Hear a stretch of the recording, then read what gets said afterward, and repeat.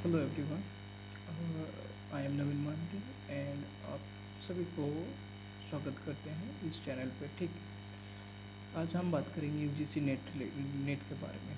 क्या है ये चीज़, क्यों है, कैसे क्या करना होता है। ठीक, टोटल बात करेंगे UGC net related. UGC net और फोकस होगा हमारा कंप्यूटर साइंस के ऊपर, कंप्यूटर साइंस सीएस। ठीक, क्या चीज़ है, क्यों है, कैसे करना होता है, टोटली बात करेंगे इस वीडियो में आपके लिए। ठीक, बेसिकली ये जो चैनल है हमारा, यहाँ पर हम फोकस करेंगे टू टाइप ऑफ मेंबर के लिए। ठीक, पहले हो गया जो यूजीसी नेट के लिए पढ़ रहे हैं। ठीक, जो यूजीसी नेट के लिए है, जिसका मेन एम है जीआरएफ। ठीक, उनके लिए कि बहुत ही हेल्पफुल होगा। और साथ में जो भी स्टूडेंट्स यूनिवर्सिटीज़ में हैं अभी, जैसे फर्स्ट ईयर हो गया, आपका सेकेंड या थर्ड या जो भी ईयर में हैं आप, उसमें हैं और आपका कॉन्सेप्ट में कोई भी दिक्कत होगा तो आप यहाँ पर भी आकर विजिट कर सकते हैं। आपको यहाँ पर बेटर अंडरस्टैंडिंग वे में समझाने की कोशिश करेंगे। ठीक, यहाँ पर मेनली फोकस करेंगे हम यूजीसी नेट पर, एंड साथ साथ जो यूनिवर्सिटी लेवल है वो भी कवर हो जाएगा। ठीक, तो हम बात करते हैं ये जो यूजीसी नेट है, ये आपको बेनिफिट क्या देगा। पहले हमें देखते हैं बेनिफिट क्या होता है इसका। ये बेनिफिट के बाद ही आपको इंटरेस्ट आएगा करने के लिए। ठीक ना, अगर आपको पता ही नहीं इसमें होता क्या है, क्या ही हमें बेनिफिट होगा, तो क्या ही मतलब है चीज़ का। अगर आप एक बार, ठीक, बस एक बार लाइफ में अगर एक बार नेट क्वालिफाई करते हैं, नेट क्वालिफाई करते हैं, तब आपको मिलेगा लाइफ टाइम के लिए एनी यूनिवर्सिटी के लिए टीचिंग रोल के लिए। ठीक, ऑल ओवर इंडिया, बस एक दो यूनिवर्सिटी के लिए नहीं, ऑल ओवर नॉर्थ से साउथ तक, ईस्ट से वेस्ट तक। ठीक, सारे यूनिवर्सिटीज़ में, कॉलेजेस में आप पढ़ाने के लिए एलिजिबल हो गए। आप इसको एक बार, बस कितने बार, एक बार क्वालिफाई करना होता है, बस लाइफ में एक बार, वो भी आपके डोमेन के सब्जेक्ट पे। तो डोमेन में सब्जेक्ट पे एक बार क्लियर कर लो और लाइफ टाइम आपको ये एक्सेस देगा। ठीक, यही है जो भी इंडियन एकेडमी है, इसका गेटवे, यही एक रिकॉग्नाइजेशन है जिसको आपको मिलेगा नेशनल वाइड। जितने भी कॉलेजेस है, यूनिवर्सिटी है, वो भी प्राइवेट हो सकता भी है, जो भी प्राइवेट फंडेड है वो भी है, और जो सेंट्रल फंडेड है वो भी है, स्टेट भी फंडेड है। जितने भी सारे यूनिवर्सिटीज़ और कॉलेजेस हैं, आप उसके पढ़ाने के लिए एलिजिबल हो गए। ठीक, और अगर जीआरएफ भी क्लियर कर लेते हैं आप, ठीक, अगर आपने साथ साथ जीआरएफ भी क्लियर कर लेते हैं, तब आपको मिलेगा क्या, फाइनेंशियल फंडिंग भी मिलेगा। क्या मिलेगा, फाइनेंशियल फंडिंग भी मिलेगा आपके पीएचडी रिसर्च के लिए भी। ठीक, ये एक अच्छा खासा अमाउंट आपको प्रोवाइड करेगा ड्यूरिंग योर रिसर्च परसुइंग। ठीक, ये हो गया आपका बेनिफिट, क्या आपको मिलेगा। ठीक, आपका क्या इसका बेनिफिट है। ठीक, आपको क्या मतलब मिलेगा यूजीसी नेट क्लियर करने के बाद। ठीक, अब हम बात करते हैं इस एग्ज़ाम के बारे में। ठीक, ये एक कंप्यूटर बेस्ड टेस्ट होगा, जो होगा कहाँ, एनटीए के थ्रू। एनटीए अब तो पता ही है आपको, नेशनल टेस्ट एजेंसी, एनटीए के थ्रू ये एग्ज़ाम होगा। ठीक, और एनटीए ये टीसीएस को प्रोवाइड करता है। ठीक, टीसीएस ये एग्ज़ाम कंडक्ट कराएगा। ठीक, टीसीएस जितने भी सेंटर है आपके लोकल में, आप उसी में एग्ज़ाम देने जाओगे टीसीएस के थ्रू। इसको इस एग्ज़ाम के लिए आपको 3 घंटे एलोकेटेड होगा, 180 मिनट। ठीक, 3 घंटा 180 मिनट, और ईच क्वेश्चंस आपको प्रोवाइड होगा 2 मार्क्स फॉर करेक्ट क्वेश्चंस के लिए। और इसमें सबसे बड़ी बात यह है कि इसमें कोई भी नेगेटिव मार्किंग है नहीं, कोई भी नेगेटिव मार्किंग नहीं है। मतलब आप अगर एग्ज़ाम देने जा रहे हो और आपको सपोज़ कोई टॉपिक आप पढ़ते गए थे, लेकिन एग्ज़ाम के प्रेशर में और भी थोड़े नर्वस में आपको याद नहीं आ रहा है, तो आप गेस करके भी लगा सकते हैं, आपका कोई नेगेटिव नहीं होगा। ठीक, आपका अगर आपका ठीक हो गया तो आपका प्लस पॉइंट है, +2। अगर नहीं हुआ तो 0, कोई नेगेटिव नहीं है। ठीक, ये एक आपके लिए बहुत ही हेल्पफुल होगा। ठीक ना, इसके बाद हम बात करते हैं सब्जेक्ट के बारे में। ठीक, कैसे क्या है, ये जो पेपर 1 है ये सब के लिए सेम है। सपोज़ कोई स्टूडेंट है, वो है हिस्ट्री के, किस में है, हिस्ट्री, उसके लिए भी पेपर 1 सेम ही है। अगर कोई है जियोग्राफी, क्या है जियोग्राफी, उसके लिए भी सेम है। कोई है फिजिक्स, फिजिक्स तो CSR नेट में आ जाता है। कोई है इंग्लिश, ठीक, इंग्लिश के लिए भी सेम है। ये जो पेपर 2 है ये चेंज रहता होगा। ये क्या होगा, ये वेरिएबल है, ये चेंज होगा आपके डोमेन के ऊपर। आप अगर आपका मास्टर्स है हिस्ट्री में तो आपका पेपर 2 होगा हिस्ट्री। अगर आपका मास्टर्स है जियोग्राफी में तो आपका होगा जियोग्राफी। अगर आपका है कंप्यूटर साइंस और IT तो हो गया आपका कंप्यूटर साइंस, ठीक। और पेपर 1 रिसर्च और मैथ, टीचिंग एप्टीट्यूड, ये सब के लिए सेम होगा। तो पेपर 1 में आपको मिलेगा 50 क्वेश्चंस। कितने क्वेश्चंस, 50 क्वेश्चंस, और साथ में आपको मिलेगा 100 मार्क्स, ठीक।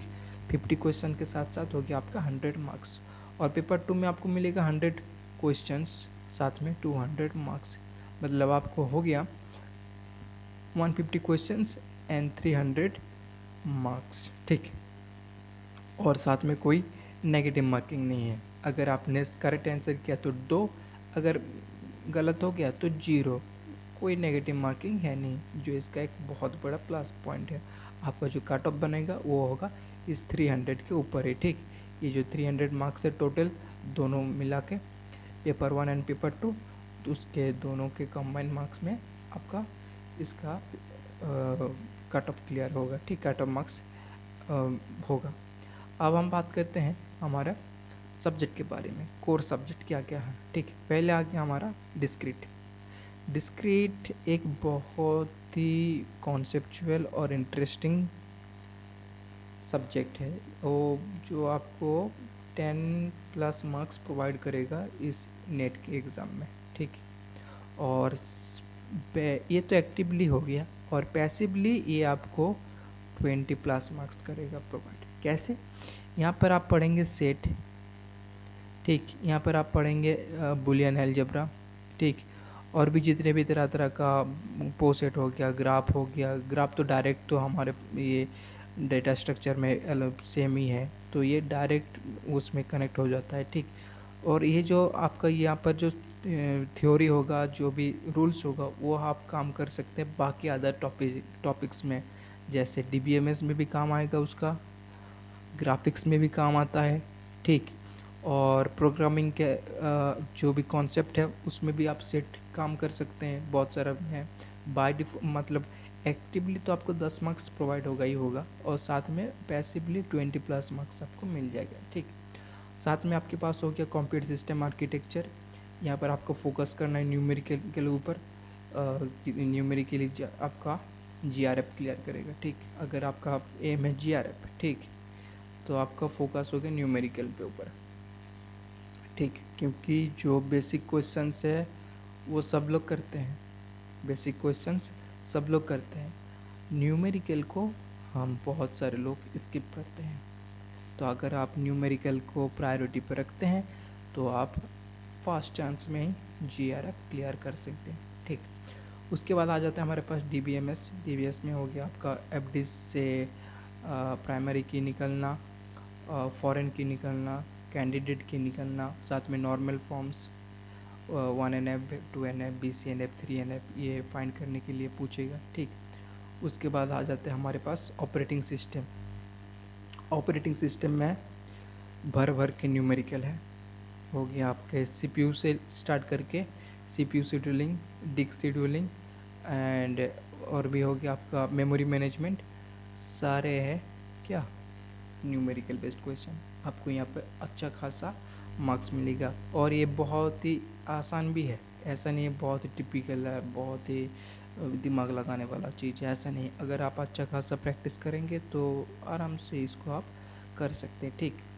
इसके बाद आता है हमारे पास सॉफ्टवेयर इंजीनियरिंग। यहाँ पर कोकोमो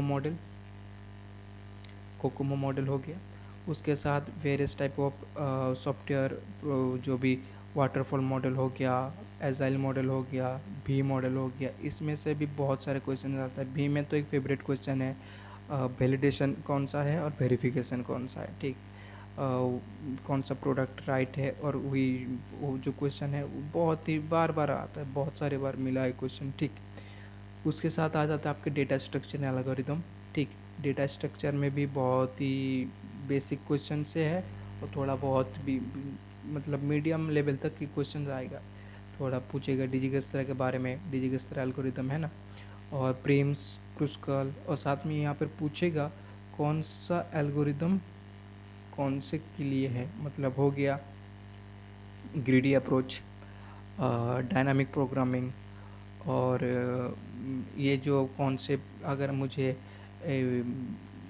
डीजी किस तरह सॉल्व करना है तो कौन सा अप्रोच यूज़ करना है, डिवाइड कॉन्क्योर कहाँ पर यूज़ होगा, इस तरह के क्वेश्चन पूछेगा।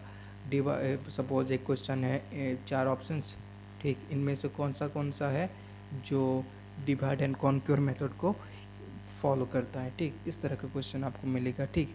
उसके बाद आ जाता है आपका टीओसी। टीओसी बहुत ही इंटरेस्टिंग एंड बहुत ही मतलब आपको मज़ा आएगा पढ़ने में, क्योंकि इसको पढ़ने के बाद ही आपको पता चलेगा सी, सी प्लस प्लस, जावा, पाइथन की इंटरनल में कैसे क्या काम होता है।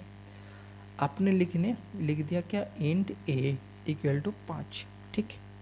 लेकिन अगर आपने लिखते हैं इंट ऐसे, ये हो गया कीवर्ड, ये हो गया एक वेरिएबल।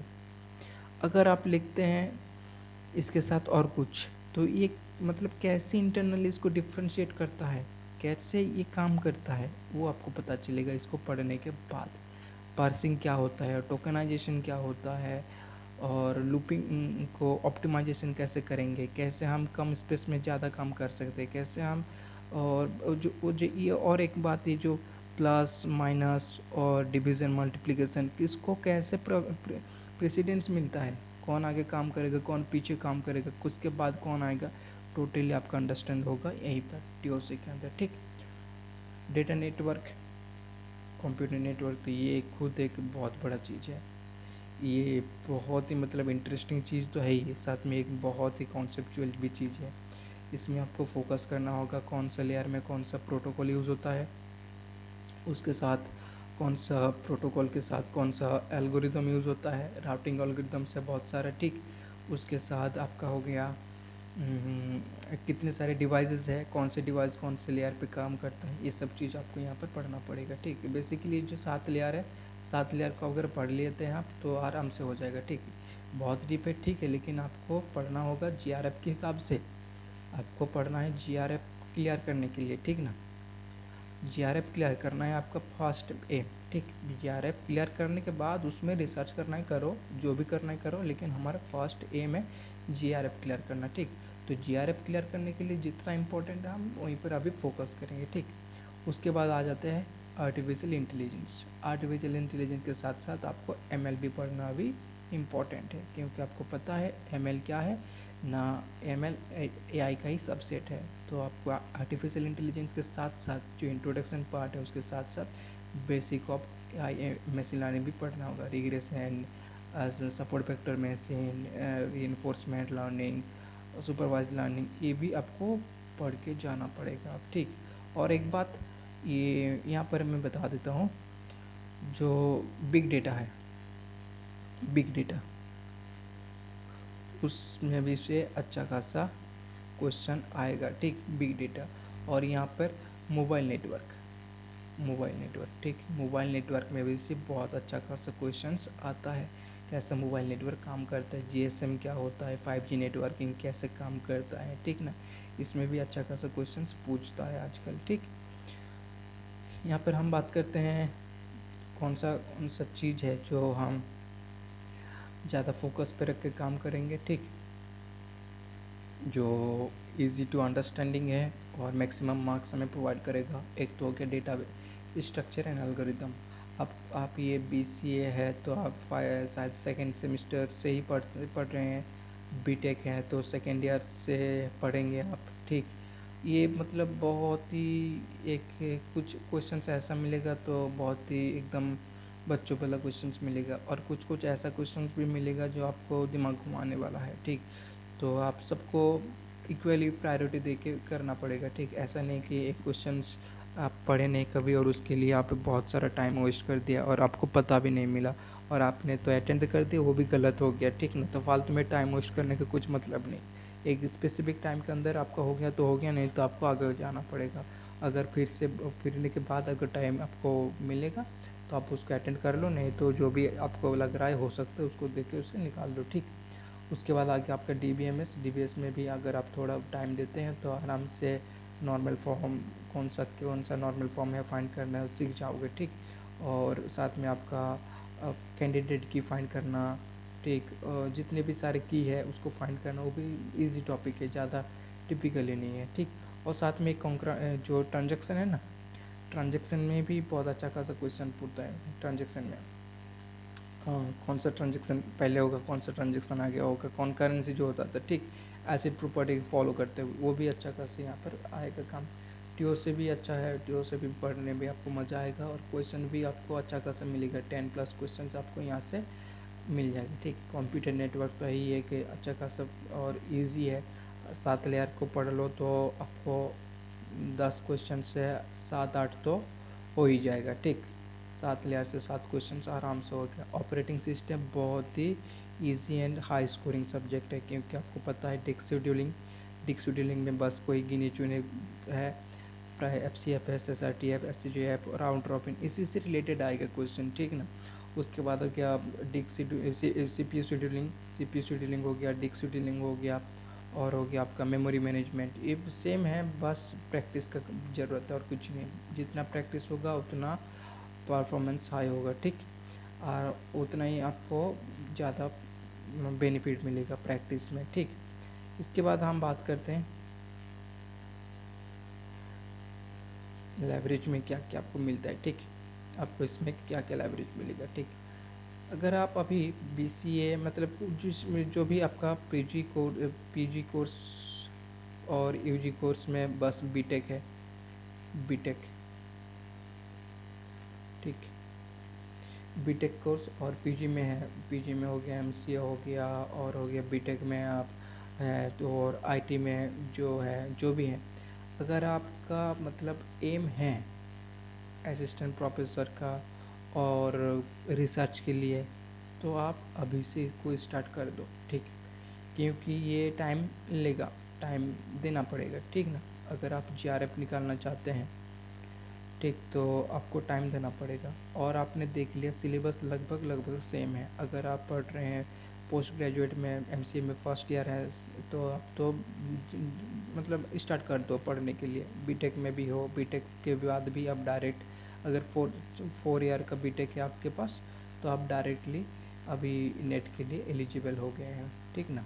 तो आप अभी नेट के लिए पढ़ सकते हैं। जो नेट के सिलेबस से डायरेक्टली मैच होगा ना, डायरेक्टली मैच बीटेक और MCA करिकुलम से, तो आप डायरेक्ट यहाँ पर पढ़ सकते हैं। साथ में आपका जो दोनों तरफ में बेनिफिट मिलेगा, UGC नेट का तो होगा ही होगा, साथ में आप जो कॉलेज लेवल एग्ज़ाम है उसमें भी अच्छा परफॉर्मेंस कर सकते हैं, ठीक ना। उसके बाद आता है हम कैसे इसको काम करेंगे। हम यहाँ पर काम करेंगे एडहॉक प्रोसेस। एडहॉक प्रोसेस क्या होगा इसमें, यहाँ पर बेसिकली हम एक एक क्वेश्चन पेपर से, मतलब सपोज ऑपरेटिंग सिस्टम से 10 क्वेश्चन पेपर, 10 PIQ लाए, ठीक। इस 10 क्वेश्चन को करने के लिए जो भी प्री रिक्वेस्ट होगा हम साथ साथ में करते रहेंगे, ठीक। ठीक, इसमें क्या होगा आपको पता चलेगा कैसे ये क्वेश्चन को करना होता है, और साथ में इस क्वेश्चन को करने के लिए हमें क्या क्या चीज़ पता होनी चाहिए, ठीक। अगर आप पढ़ेंगे पूरा ऑपरेटिंग सिस्टम करेंगे उसके बाद ही आप PIQ करेंगे, वो तो कोई मतलब बात ही नहीं है, ठीक ना। आप स्टार्ट करो डायरेक्ट PIQ, क्योंकि आप अभी पोस्ट ग्रेजुएट में हो, मतलब आपने BCA पढ़ के आए हैं और IT पढ़ के आए हैं, और बीटेक में हो तो आप 2-3 साल पढ़ लिए हैं, तो आपको एक बेसिक अंडरस्टैंडिंग तो आ ही होगा ना। इतने दिन पढ़ने के बाद आप डायरेक्ट PIQ स्टार्ट करो। PIQ सॉल्व करने में जो भी प्रॉब्लम आएगा उसी से आपका नॉलेज गेन होगा, ठीक। और अगर आप सोचते नहीं पूरा करिकुलम को, पूरा कोर्स को आप पहले क्लियर करो उसके बाद PIQ स्टार्ट करो, कुछ नहीं होगा, उससे फालतू में टाइम वेस्ट होगा। डायरेक्ट PIQ स्टार्ट करो, जो भी प्रॉब्लम आ रहा है उसको फाइंड करो, और उसी से आपका क्या होगा कॉन्सेप्ट भी क्लियर होगा और आपका PIQ भी सॉल्व होगा। कैसे PIQ को हैंडल करना है उसको भी आपको पता चलेगा। और ये हमारा एडॉक प्रोसेस। ये करने के बाद आपको करना पड़ेगा मॉक टेस्ट। ठीक, मॉक टेस्ट क्यों चाहिए? क्योंकि मॉक टेस्ट में ही आपको पता चलेगा टाइम मैनेजमेंट। ठीक, टाइम मैनेजमेंट बहुत ही इंपॉर्टेंट है। आपको लग रहा है 180 मिनट बहुत ही लंबा टाइम है, लेकिन आपको देखते देखते टाइम निकल जाएगा। आपके पास 150 क्वेश्चन भी होगा करने के लिए, ठीक ना। कोई क्वेश्चन जल्दी में होगा, कोई क्वेश्चन टाइम लगाएगा, तो आपको सबको सेम क्वेश्चन भी सबको सेम टाइम भी मैनेज करना पड़ेगा। जैसे DI हो गया और रीडिंग कम्प्रीहेंशन हो गया, ये पेपर 1 में ये थोड़ा टाइम लेता है, ये पेपर 1 में थोड़ा टाइम लेगा, आपको करने के लिए थोड़ा टाइम देना पड़ेगा, ठीक ना। तो आपको टाइम मैनेजमेंट करने के लिए मॉक टेस्ट देना बहुत ही ज़रूरी है, ठीक। इसमें आपको पता चलेगा कौन सा चीज़ आपका ज़्यादा स्ट्रांग है, कौन सा वीक है, और जो भी वीक है उसको रिवीजन करो। ये है एक ही चीज़ जो आपको इम्प्रूवमेंट कर सकता है। रिवीजन, रिवीजन और रिवीजन, ठीक। रिवीजन ही आपका क्या करेगा? क्लियर करेगा GRF, ठीक। रिवीजन, ठीक। उसके बाद आपको यहाँ से क्या क्या मिलेगा, ठीक। आप यहाँ पर क्या क्या एक्सपेक्ट कर सकते हैं। हम वीकली कॉन्सेप्ट वीडियो लाएंगे, ठीक। कॉन्सेप्ट कैसा होगा? PIQ रिलेटेड, ठीक। PIQ करते करते कॉन्सेप्ट भी क्लियर होता रहेगा, ठीक। साथ में अगर कोई चीज़ है जो शॉर्ट ट्रिक से सॉल्व हो सकता है तो हम यहाँ पर बात करेंगे। रिवीजन के बाद रिवीजन कैसे करना है वो भी बात करेंगे। रिवीजन करने के लिए हम यूज़ करेंगे नोटबुक LM, पता है ना, गूगल का। उसको कैसे यूज़ कर सकते हैं हम हमारा रिवीजन को और भी बेहतर बनाने के लिए, कैसे हम ज़्यादा टाइम कम टाइम में ज़्यादा से ज़्यादा कंटेंट को रिवाइज कर सकते हैं, ठीक। और फ्री नोट्स और रिवीजन के लिए PDF तो आपको मिलेगा ही मिलेगा। और PIQ लिए आपके पास नेशनल लाइब्रेरी है, नेशनल लाइब्रेरी से आपको फ्री में मिल जाएगा, पूरा नेशनल लाइब्रेरी फ्री में है, आपको मिल जाएगा। कैसे डाउनलोड करना होता है, कैसे क्या करना होता है, हम इसको नेक्स्ट लेक्चर में देखेंगे, ठीक। तो यहीं पर रखते हैं आज, ठीक। सब्सक्राइब कर लो जिसको GRF में इंटरेस्ट है, और अगर आपको रिसर्च में इंटरेस्ट है, कैसे रिसर्च इंटरेस्ट करना है वो मेरा काम है। रिसर्च का इंटरेस्ट मैं लाऊंगा, कैसे आपको मज़ा आएगा रिसर्च करने में, ठीक। कौन सा आपका डोमेन होना चाहिए, कैसे आपको मतलब रिसर्च पेपर लिखने से स्टार्ट करके पूरा एंड तक कैसे पब्लिश करना है, पूरा आपको यहाँ पर मिलेगा, ठीक। टेलीग्राम का ग्रुप, टेलीग्राम में ज्वाइन हो सकते हो, और जितना भी क्वेरी होगा, फीडबैक होगा, आप नीचे कमेंट में डाल सकते हो। साथ में मैं यहाँ पर गूगल फॉर्म भी ऐड कर दूँगा, ठीक। आप उसको प्लीज़ भरें, ठीक। उसमें क्या होगा, कंस्ट्रक्टिव फीडबैक मिलेगा, दोनों का हेल्प होगा। आपको भी पता चल जाएगा क्या क्या प्रॉब्लम है, और मुझे भी पता चलेगा नेक्स्ट लेक्चर में कैसे क्या इम्प्रूवमेंट करना है, ठीक।